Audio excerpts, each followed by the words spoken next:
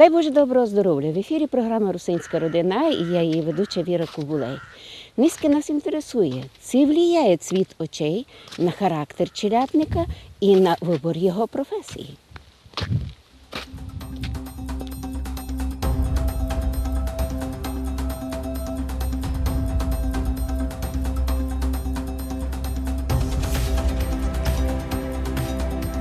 Очі людські манять, моляться, прощавуть, пестять, єднавуть, зляться, ненавидять, обманюють, хитрять. В очах добрих откривається чудо, в очах злих видиме зло. На мою думку, звісно, впливає колір очей на характер людини і на те, як вона саме поводиться. Тобто, наприклад, для мене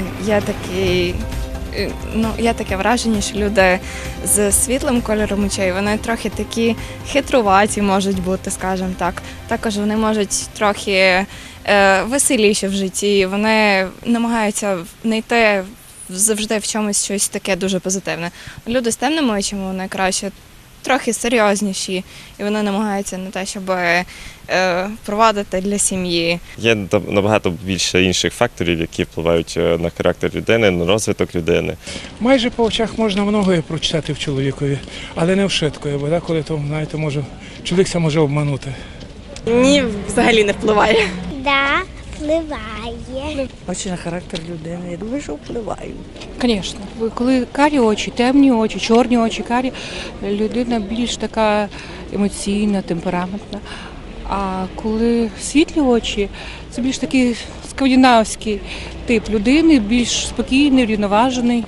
Знаючи багато людей, своїх друзів, дуже бачу часто по очах. Когось характер підходить, у більшості зелений колір, так як мій. Це дуже добрі люди. А що можуть людські очі? Очі тирана глядавуть жертву, проливають кров. Очі творця відкривають про нас світ прекрасного, котрий вони видять у природі, змушують нас задуматися над сенсом жизни. Очі злодія, обманщика глядавуть, кого би обманути, обкрасти. Очі доктора дають надію на зцілення. Очі священника зміцнюють віру, благословляють на справедливий і чесний живот. Очі сині, карі, зелені, чорні. Інтересно, це вони видять світ єднако? А може, кожний челядник із своїм цвітом очей видить світ по-особенному, не так, як другий? Не лише в художника, але у всіх артистів має бути певний зір для того, щоб знайти щось таке, якусь ізюмінку, як кажуть, в чому проста людина не йде нічого. Мають побачити цікаве у житті, щоб це намалювати, щоб це показати, передати, написати можливо. Вони мають мати особливе бачення. У швидко світі починається з материнських ласкавих очей. Іменно мати молиться перед іконами за своїх дітей, просячи для них файної щасливої судьби. Русинська Мадонна. Так говорять про жінку-матір русини. Та хіба то неправда? Іменно тому художники Срібної земли так дуже ретельно виписують жінські очі.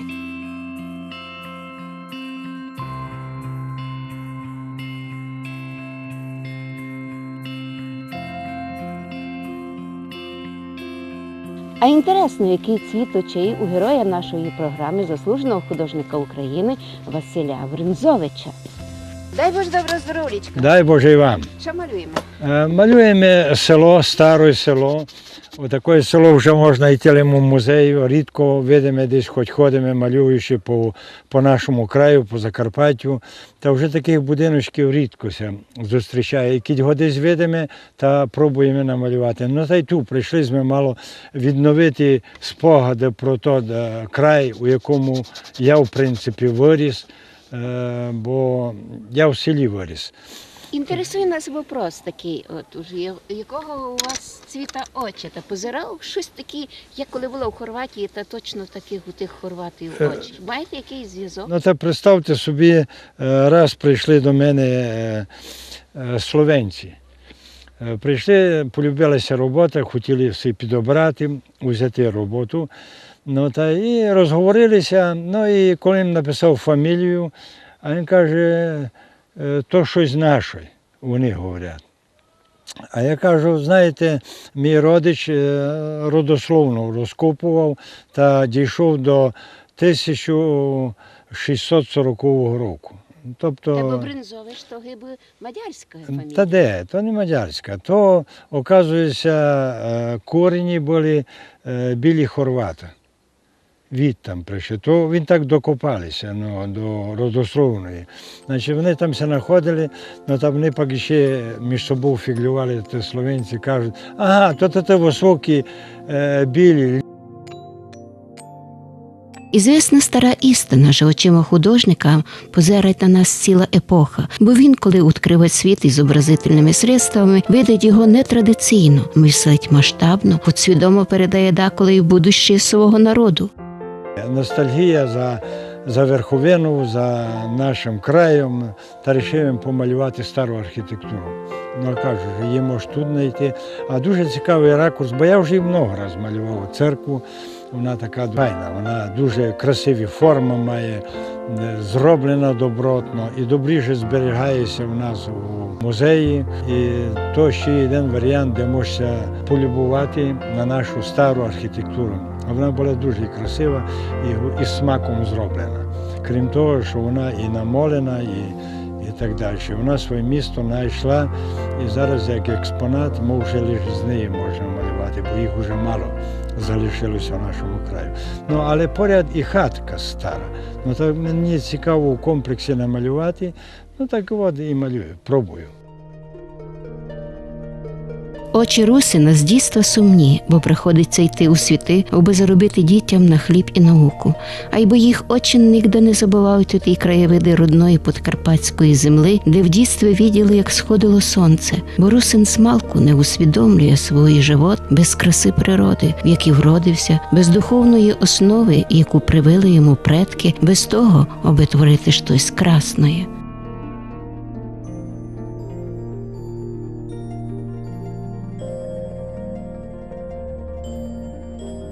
То Яблунецький перевал.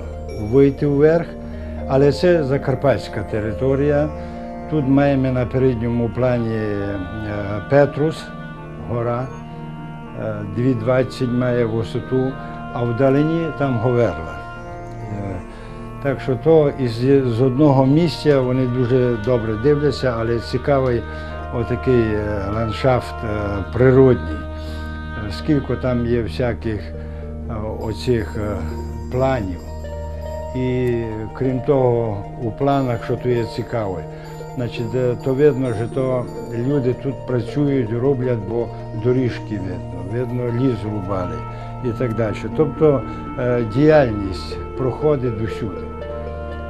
Якщо такі люди, котрі там мали десь якесь відношення до того, то вони зразу знають, що якщо, наприклад, там п'ятнишко, значить там лісосіка була, вирубка лісу була. Або може поля були якісь. Ну то один із варіантів Рахівщини.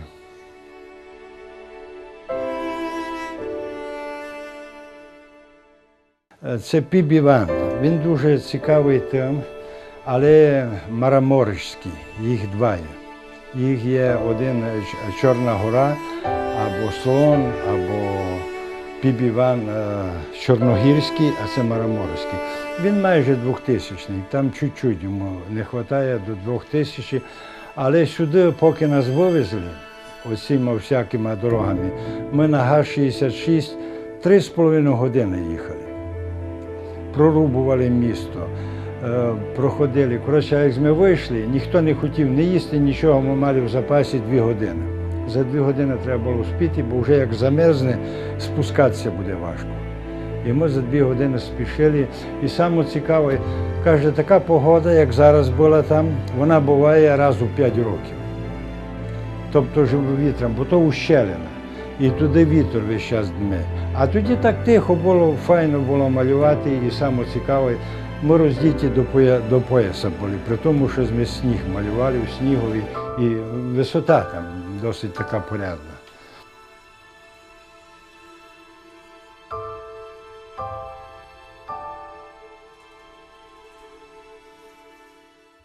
Оце Говерла. Якщо там є вона спереді, то ззаді вона отакий вид має. Значить, цікаво, оце білий потік, він десь приблизно десь звідси бере початок. Але це не біла тиса, бо вона має початок, вона десь з цієї сторони, десь там вона далі заходить. А оце просто він це називає білий потік, але такий повноводний. Ми з нього пили, вода чистенька, як сльоза йде, і вкусна. А то, уявіть, вона десь звідси тече. Дуже багато спогадів є. Ми йшли малювати рододендрона, а вони вже тут відцвіли. І ми піднімали вверх, ну але і туди ми робили, час від часу. І потім ми його знайшли, вони якраз цвіли десь приблизно від вершини на метрів 50. Ці рододендрона, вони на вершині Говерла були тоді, коли ми малювали. Вони десь отакі по кольору, по фактурі приблизно отакі. Ну вони чуть-чуть, я їх збільшую для сприймання. Вони більш дрібні. Якби їх таких дрібні малювали, люди б не дуже їх бачили. Вони б були як сплошне п'ятнишко. А так треба їх інколи чуть-чуть намек зробити на який-то структура оцього цвітка. Я проводив пленер такий, нас попросили, всеукраїнський пленер меншина, меншина України, ну в тому числі і закарпатські меншини. Ми проводили у Поляні Свалявського району, ну, і виїхали ми Щербовець ззаду мене, село є. І от там ми малюємо, і от починаємо малювати це Остра, і з боку Щербовця. І там коло мене один художник, він з Одеси, але він румун, казав. І він каже мені, ходи подивися, як я намалював. А він чуть-чуть, він десь тут малював, вище від мене. Ну я прийшов, подивився, кажу, ти майже гори ніколи не малював, бо хотів правду чути. Чому? Чому? А я кажу, ну так рівнину зробив, а там є таку купінку у нас називають, де мурахи водяться, намалювався. Це зовсім не то. Гори мають свою пластику, свою систему мають, їх свій характер. А як? А ну давай подивимося в тебе. Ну він прийшов до мене і подивився, ух ти. Каже, а які в тебе краски? Я кажу, та йди подивися. Ну і от він подивився в етюдник. Ну там що, я лише видавлюю ті краски, які мені потрібно, я ж другі не видавлюю. А у нього видавлені всі, по 5, по 6 червоних, синіх, зелених і так далі. Тобто вся палітра у червачках таких надавлена. А він каже, як ти малюєш, то ти красок не є. Так я говорю, не важливо, головне, щоб намалював те, що є. Тут головне зловити характер можеш і без кольора. Тобто монотонно можеш зробити. Але якщо воно похоже, то воно похоже. Ну потім він їх копірував ту роботу в мене декілька разів. Ну вже як ми були на місці. Воловець, конець воловця під великим верхом. Точніше там то плай отут. Ми видимо на тому.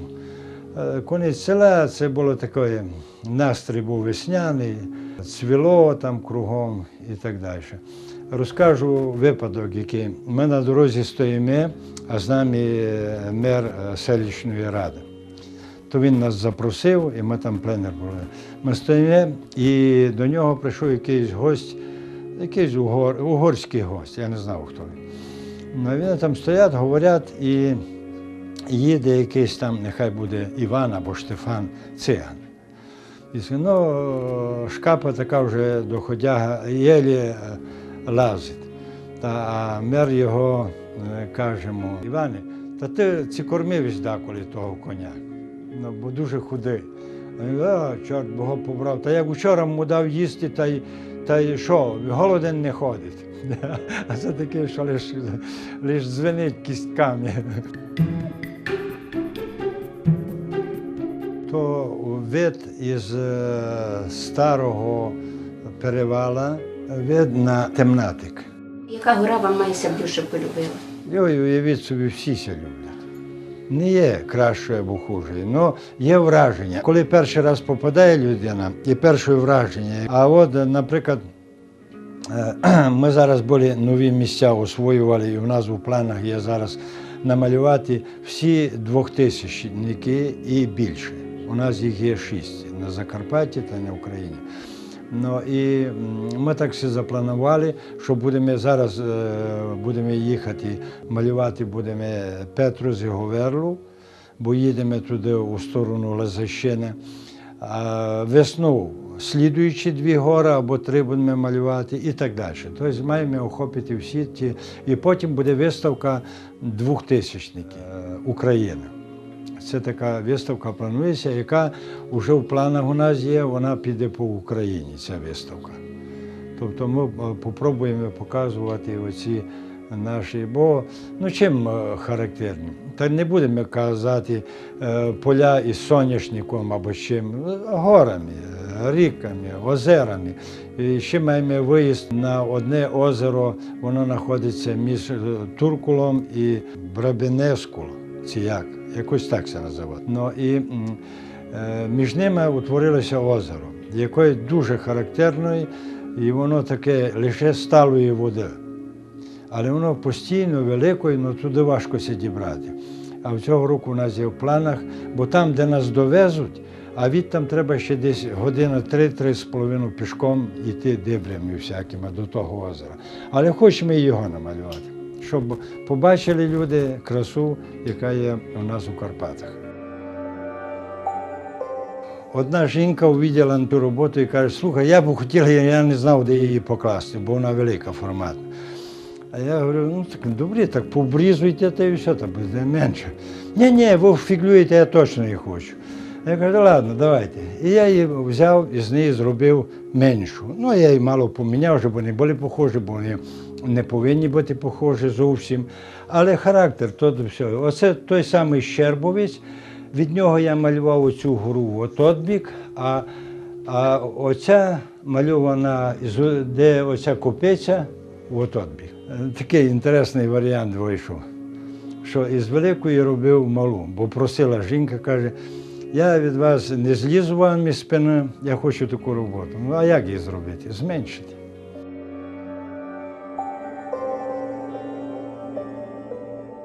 Бачите, оцей самий пікує, але я вже вийшов наверх.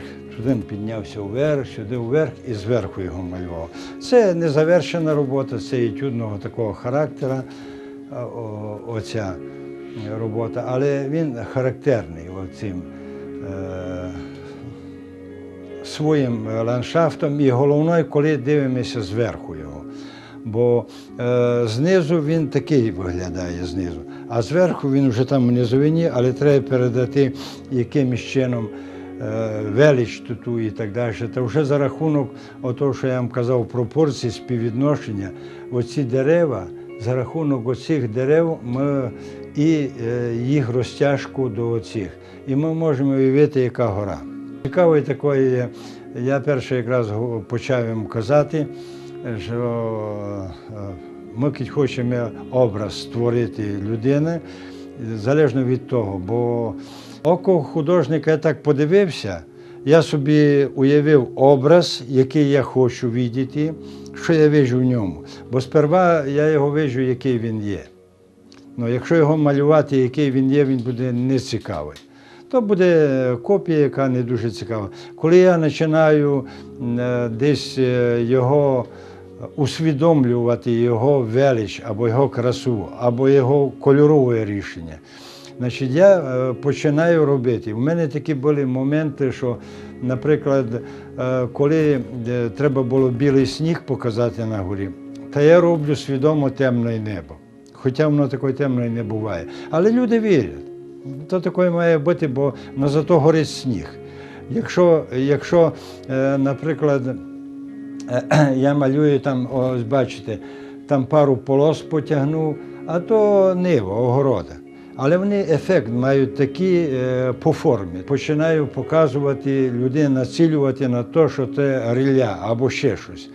Але воно має бути, якщо б я намалював, як воно є, то там грудки, там Бог знає, що там буде такий каламбур. А коли я його упорядочую, тобто я роблю якусь таку гаму кольорову, формат роблю рисунка певний, організовую ці штрихи, мазки і так далі. Тоді воно вже починається робити як декор. І так само дерева. Ось бачите, пляма підтягнута і десь покладені крапки, такі точки. І воно вже асоціація про певну культуру рослинну. Це сплошне каміння тут. А як його вказати? Там не підписати там каміння. Ну, якимось методом я хочу показати, що там є скали, що це не рівний, а це каміння сплошне. Ну, от такими якраз якимись невеличкими штришками хочеться вказати. В очах може прятатися тільки тайн, що не все може осягнути їх нараз. А коли в них никаєш, коли в них упозіруєшся, відкриваються тобі тайни душі. Кажуть так, що кожного челядника може зрозуміти, коли позираш му в очі. Вовшитко може змінити, спрятати, лем очі говорять про тебе правду, говорить Василь Брензович. І дуже важно у портретах передати через очі тайни душі кожного челядника, його характер, ставлення до людей і світа. Це наш верховинець, зараз такого вже важко знайти. Я його знайшов, він коза гнав пасти. Ну, і я його попросив, і формат чому такий великий, бо я йшов пейзаж малювати. Я не збирався чоловіка малювати, ну, але такий характерний, таких зараз вже знайти важко. І це дуже швидко був зроблений.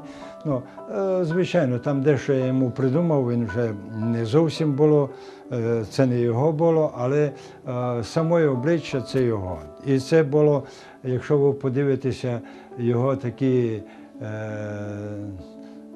я би сказав, навіть мутні очі. Це вже не яскраві, це вже людина пожила, вироблена. Подивіться на його руки. Але мудрий, звісно, але він там у цьому погляді, іменно ви подивіться на очі, там є все. Там у нього, що він прожив, це можна його запитати. Тобто людина, яка бачила много, чула і робила много. Коли ви видите такий характер, просто фантастичний характер, ви з ним приказуєтесь? Ну а як же? Перед тим, як малювати, ми говоримо з людиною. І ми пробуємо взнати його, який він є, хто він такий є. А руки, до речі, це другий портрет. Він має відповідати лицьові. Бо якщо він буде не з тої композиції взяти, то не його будуть руки. Я, наприклад, тут є в мене ще один портрет лісоруба, теж так намальований десь за хвилин 15-20. Це на пленері ми намалювали його. З самого високогорного села Закарпаття, це вище Синевіра, там є Слобода. Оце я його так і назвав, лісоруб із Слободи. Да, Слободи. Ну так він типаж був такий характерний, червоне лице, голубі очі в нього, до речі, були. Бо якщо там карі були, там були такі, подивіться на його, він такі голубизну віддавав. Якась доброта, якась лірика. Хоча форми такі загрубілі. Це лісоруб, у нього не можуть бути інакше, бо він у високогорному такому селі, а там лише праця може допомогти йому вижити. Тобто отакий, ще оця роба на ньому була така у лісі, робили, їм видавали, бо я знаю такі, така засмагла шляпа у нього є. Ну, але такий, знаєте, бойовий. Прийшов до мене один друг, каже, слухай, це наш, це верховинець. Я говорю, відки ти знаєш, що верховинець? Та, слухай, я їх вижу далеко, у мене такий дідо був, похожий. Ну, так що характер, характер, мало того, побудувати правильно, покласти форму лиця, колір, очей. Істинність думок можеш збагнути у челядникові лим тоді, коли позираш йому в очі. Бо кіт чоловік хоче щось скрити, він буде прятати очі, водити ними по землі, а кіт чесний і правдивий, він сміло позирить в очі. Язик може спрятати істину, а очі нігде. Так говорить Василь Брензович. Позирайте єдно другому в очі і відкривайте таїнство душі.